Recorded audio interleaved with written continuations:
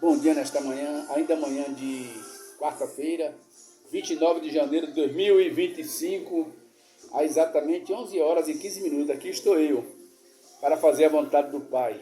Pois o mesmo me dá essa ordem no livro de Marcos, capítulo 16, 15 e 16. Diz-lhe, ide por todo o mundo e pregar o evangelho a toda criatura. Quem crê for batizado será salvo, porém quem não crê será condenado. Vamos orar. Pai, nós louvamos, exaltamos e glorificamos o teu santíssimo nome. E te clamamos, Senhor, que o Senhor haja no nosso meio, que o Senhor venha fazer uma cirurgia espiritual na vida de cada um daqueles que te servem, para que nós venhamos te servir em espírito e em verdade. Abençoa, dá-me sabedoria como deste Salomão, os ouvidos dele para ouvir, o coração para guardar e a mente para entender que Jesus é Deus. Perdoa-nos em Cristo Jesus. Livro de Salmo, capítulo 150, versículo diz: todo ser que respira, louve ao Senhor, aleluia.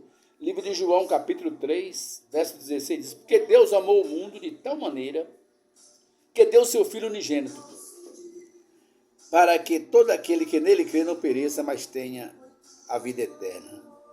Porquanto Deus enviou seu Filho ao mundo, não para que julgasse o mundo, mas para que o mundo fosse salvo por ele.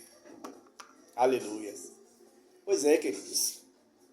É um ensinamento bastante benéfico para mim, para você e para nós.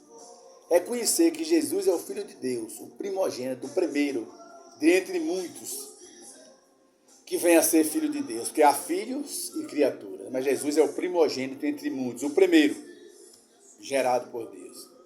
E aqui a Bíblia fala, porque Deus amou o mundo de tal maneira que deu seu Filho unigênito, o primeiro. Ele perdeu a falta de humanidade, de amor que havia entre nós. Se perdeu a minha presença, a tua presença, a nossa presença da presença de Deus.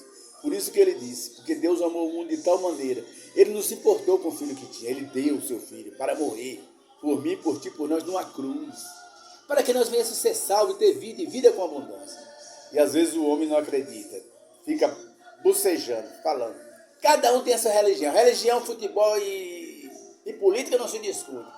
Futebol e política tudo bem, mas religião não. Como diz bem vocês, se bem que a religião que Deus quer é pura, sem mácula, sem defeito. Que venha servir a Deus, somente a Deus. Essa é a religião que ele quer. Mas a Bíblia diz aqui nesta manhã, a minha é você. No versículo 17. Porquanto Deus enviou o seu Filho ao mundo, não para que julgasse o mundo, mas para que o mundo fosse salvo por ele. Mas às vezes o homem deixa com que Deus venha julgar, com que Deus venha buscar o julgamento na vida de cada um daqueles que se distancia de Deus, porque o pecado faz separação do homem e Deus. E aqui João traz essa magnitude, esse espetáculo de explicação, dizendo, porque Deus amou o mundo de tal maneira que deu seu Filho unigênito. Não se importou que era o primeiro, que só tinha ele, mas deu, para que ele viesse dar vida a cada um de nós. Para que todo aquele que nele crê não pereça, mas tenha a vida eterna. A vida eterna, querido, foi conquistada lá na cruz do Calvário.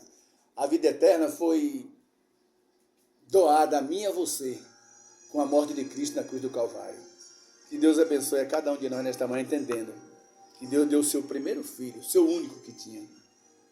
Depois dele, muitos vieram a acreditar que Deus é o Senhor. Amém? E graças a Deus.